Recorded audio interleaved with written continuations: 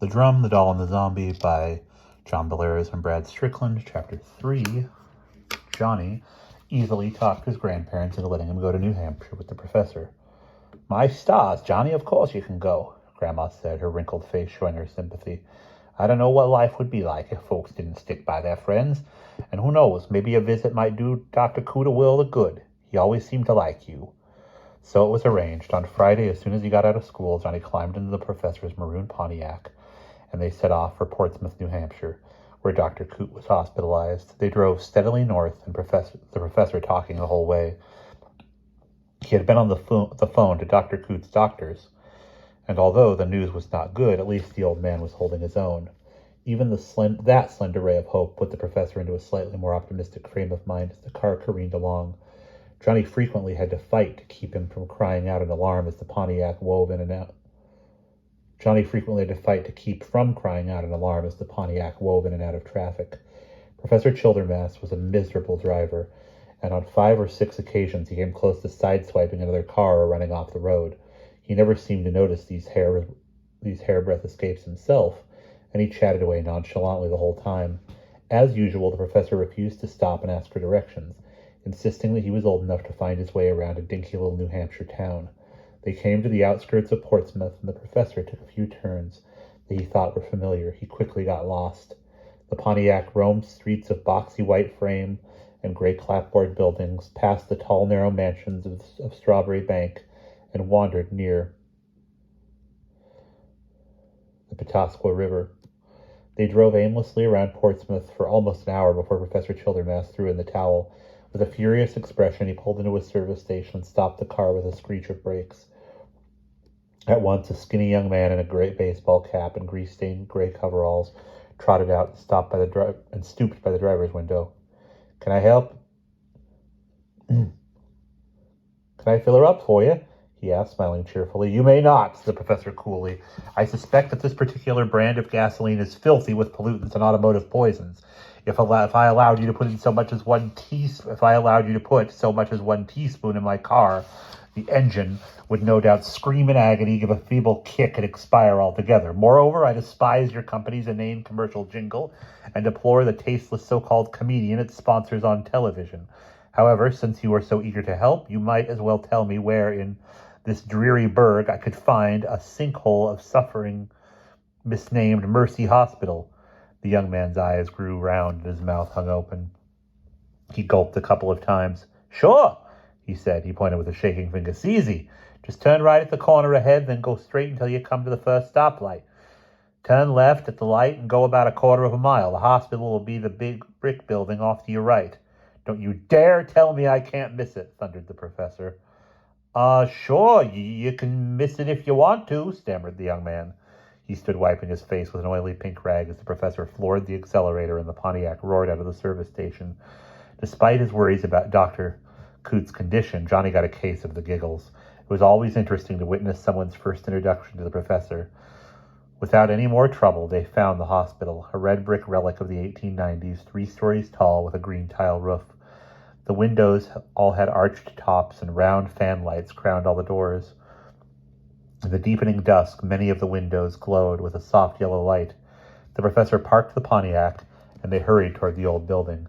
By now, the sun had vanished behind a bank of ragged gray clouds, and a chilly wind had sprung up, rattling the few dead leaves left on the oaks and maples that bordered the parking lot. "Uh-oh," Johnny said as they went in. "We're about 5 minutes late, Professor."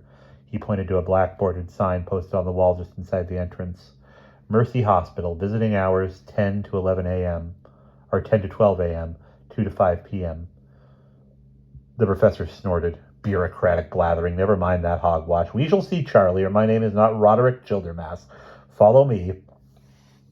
Sure enough, Professor Childermass bullied his way past the nurse's station, discovered where his friend was, and led the way up to the 3rd floor of the north wing.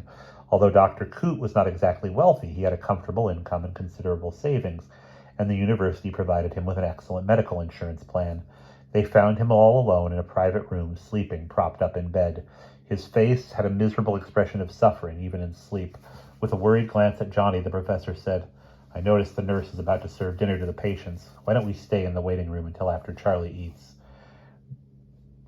Johnny realized that his friend's haggard appearance bothered the professor. It upset him too, so he swallowed and whispered, "Fine." They paused in the hallway while the professor spoke to a young nurse who was trundling a cart loaded with dinner trays. They went down the hall to the waiting room. Framed prints of trains by the New Hampshire artist Arch MacDonald hung on the walls, and two dingy windows looked out over the parking lot. A threadbare brown carpet, spotted with cigarette burns and splashed with old coffee stains, covered the floor.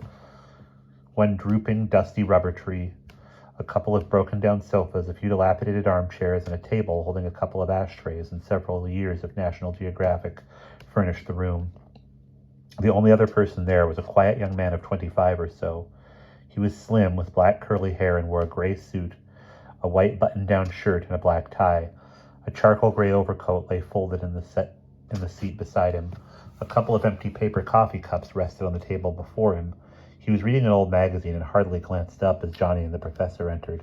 The professor immediately sank into one of the armchairs and took out a black and gold box of his Balkan Sobrane cigarettes. He lit one and smoked impatiently, drumming his fingers almost silently on the arm of his chair. He hummed a fidgety, unmelodic tune, as he often did when trying to control his temper. Johnny settled into a chair and picked up a dog-eared issue of National Geographic.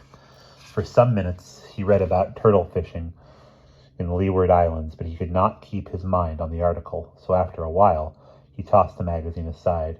"Professor," he said, "what do you think is wrong with Dr. Coote? Except for his expression, he didn't look so bad to me."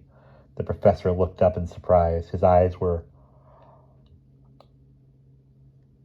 a very dark brown. Professor Childermass ground out the stub of his cigarette. "I haven't the faintest idea, John Michael," he muttered. "But I agree with you. Though he is obviously ailing, Charlie looks robust enough physically. If the fool doctors don't kill him in this so-called hospital, that is."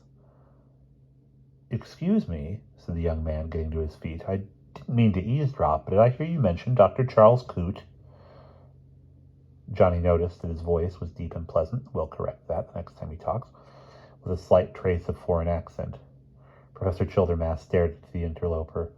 "Dr. Charles Coote is one of my oldest friends," he said in a blunt, unfriendly voice. "And what, pray tell, is your interest in him?" "I'm sorry," said the young man placatingly. Let me introduce myself. I am Todd Lamort, a student of the University of New Hampshire. Dr. Coote is directing my thesis in folklore." Lamort gave them an anxious smile. Then he added, "I organized a blood drive just in case he needs a transfusion. About a dozen of his students came in with me, and we each donated a pint of blood today. The nurse said I could hang around a little while to see him if he wakes up." Professor Childermass sniffed. "Very kind of you, I'm sure," he muttered. "I can just imagine what my students would do if I were in a similar fix. Donate strychnine and arsenic, probably." He introduced himself and Johnny.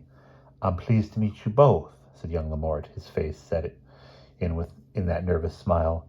"I'm a very eager student, as Dr. Coote knows. I hope he recovers soon, so that we can continue with my studies." Johnny bit his lip. There was something about Lamort's smooth voice and strained expression that bothered him a little.